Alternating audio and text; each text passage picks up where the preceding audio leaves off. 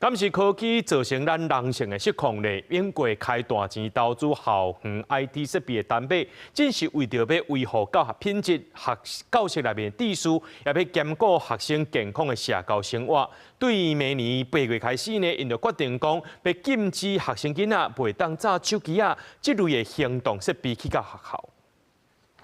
伫首都哥本哈根北方12公里远，孔恩斯吕维奇的这间中学，2年前就伫个家长甲教职员共同的提议，无允准学生囡仔伫个校内使用手机有39年教学经验的资深教师普夫尔森伊讲，禁令还未实施前，校园手机真侪，上课定定中断，学生囡仔亲像空死共款，一直看手机荧幕，失去注意力。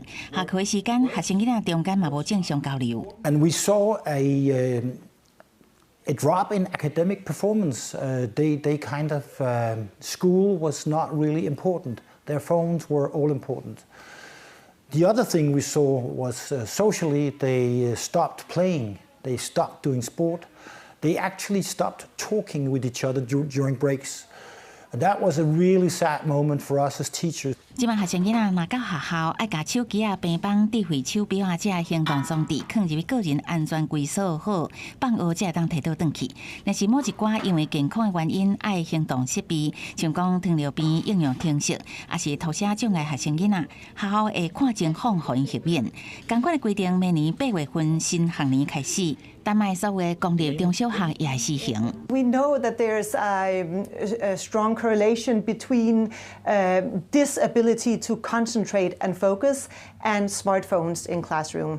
So we wanted basically to take that off the shoulders of children and get the school back to a non-commercial also space and make it easier for the teacher to do what they're supposed to do, to teach, and also give children the freedom to connect offline and to play and talk to each other and look up at each other and up in the world. We talk a lot in recess now. We used to maybe just like play some games on our phones or scroll or something, but now we talk and sometimes also play board games and stuff. So. 若是丹麦，随着明年嘛计划伫校园实施同款的手机禁令，挪威国会早伫2024年2月就提出限制学生囡仔使用手机的建议。